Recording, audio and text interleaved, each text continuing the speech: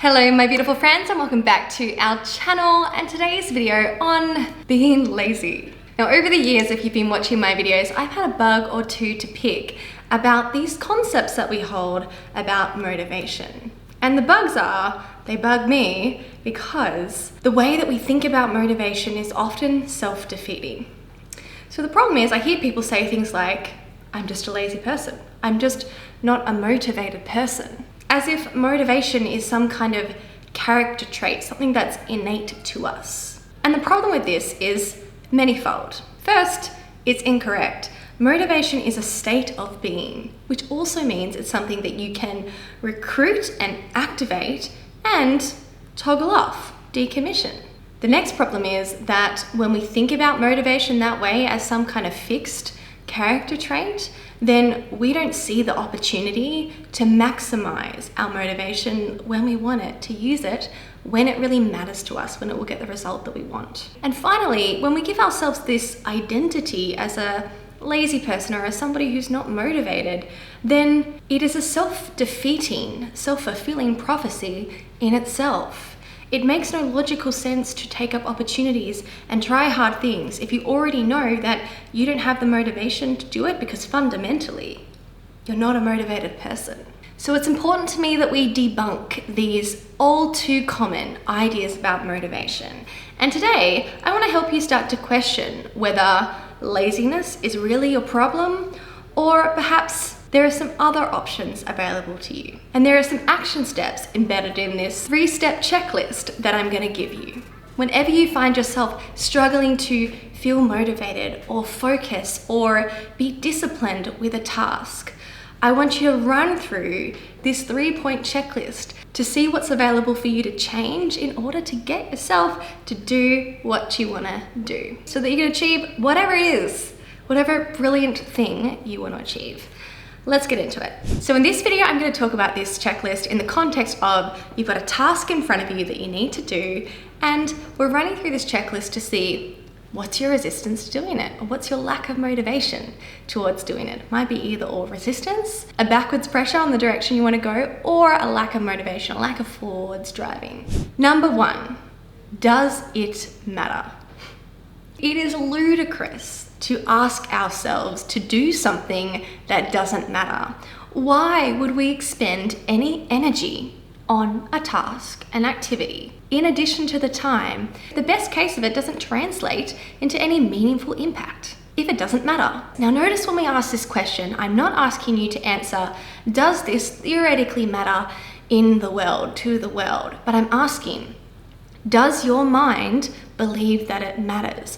Are you having thoughts about this mattering or not mattering? It doesn't matter what's factually true as much as it matters what we're thinking. What we're thinking creates our emotion, which creates our behaviors. If we're thinking this doesn't matter, we'll feel probably apathetic or bored or disinterested, disengaged, and it would be reasonable to see that our behaviors are congruent with that, i.e. not doing the task. So when you ask yourself, does it matter? Take going to the gym as my sweet old example that I always use. Asking the question, does it matter? The gym is a great example of this because a lot of people make their goal to go to the gym because they want to look good. You know, we're in a very aesthetically focused society. Although that may be the values that we perceive of our society, to a lot of us, it doesn't matter that much. So if you're telling yourself that you're going to go to the gym because the result will be that you will look aesthetically pleasing, you might be intellectually telling yourself that, but your mind might be saying or knowing in your values that that doesn't actually matter. Even in the best case, if I exert all this energy on doing this task, achieving this goal, it actually doesn't matter to you in the end. If, for example, you're doing a master's degree in public health and you've got this essay to do, you're like 3 semesters in and you're getting pretty exhausted juggling this with your work and all your other life commitments. And this essay is required for you to get through the semester. When you ask yourself, does it matter? Does this essay matter? You might find that your mind is saying that it doesn't. Because, for example, you have no idea what you're going to do with your public health masters when you're done. You have no idea, or you've put no thought into how this will change your life, why this is something that you really want to do. What's the impact? Does it matter? Does it matter if I do this essay? I don't know. So that's the first thing. I need you to check in with your thoughts and see if you're believing that this task in front of you matters.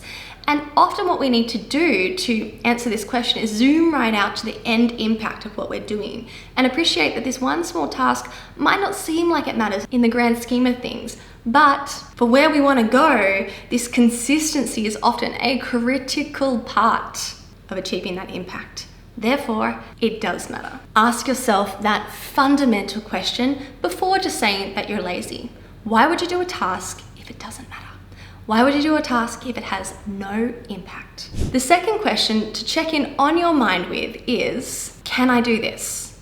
Can I actually achieve this? Do I believe I have the self-efficacy to execute on, complete, achieve this task, this exercise? Because again, you might be calling yourself lazy because you're not starting step 1 of 500. But if it takes 500 steps to get there, and you don't believe that you will last it out or be able to achieve all of those 500 steps, step 1 is kind of pointless. Step 1 translates to nothing. If the impact comes from getting to step 500 and you believe that sure, I could do step 1, 2, 5, 7, but I can't do the rest, then you're not going to get the impact at the end of all of your effort. So again, it makes no sense.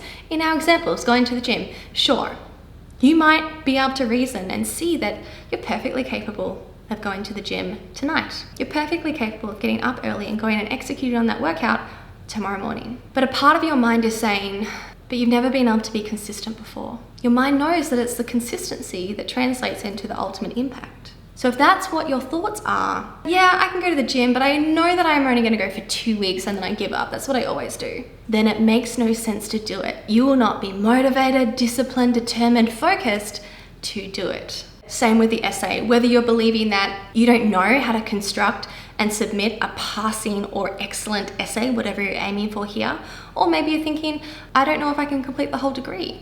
Therefore, this essay in itself, it's kind of irrelevant. So that's the next place to check in with your thoughts. What am I thinking about my capability of actually achieving this task or exercise? Why would you do steps 1 to 10 if you already know that you can't do steps 400 to 500? Give yourself time to look into those thoughts in your mind.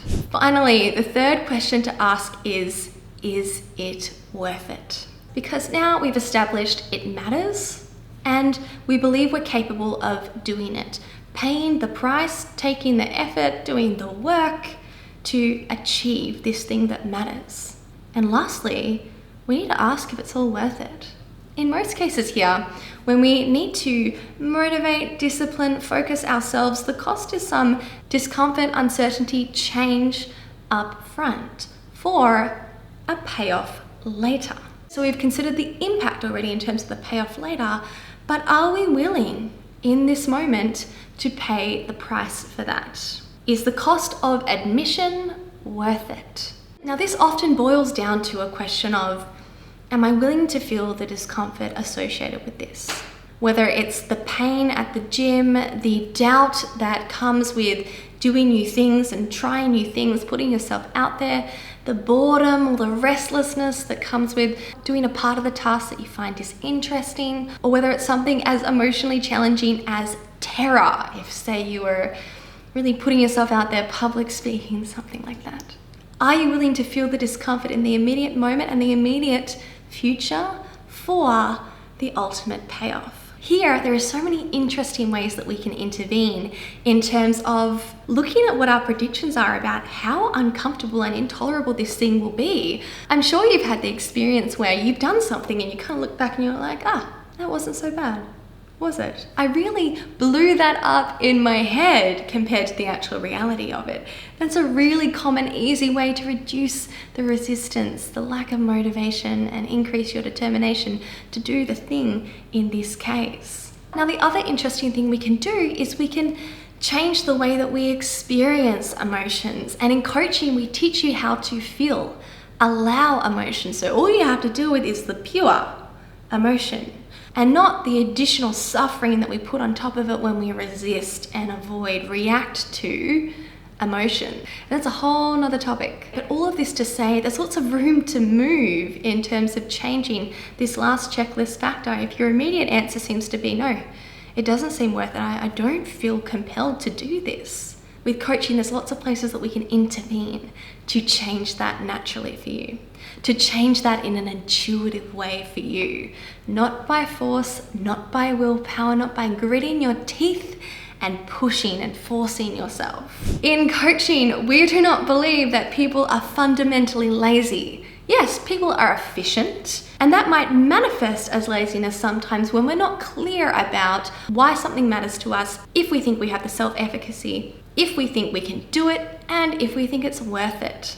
So next time you want to call yourself lazy, undisciplined, unmotivated, unfocused, just somebody who's incapable of focusing, paying attention, ask yourself these 3 questions first before you give yourself the self-defeating and self-sabotaging label of being a lazy person. I'm putting my money on the fact that you're not. Have a look at your thoughts. Let me know what you guys think about this video. If you already know that this is the kind of work that you need in your life to get to where you want to go, I do free, no obligation consult calls where we just jump on a call for an hour and you tell me where you are right now and where you want to be, and I get to piece apart this whole situation and offer a coaching solution if there is one. I adore these conversations with people who are in the mindset of wanting to take their life with 2 hands. Love you guys so much, and I will see you in my next one.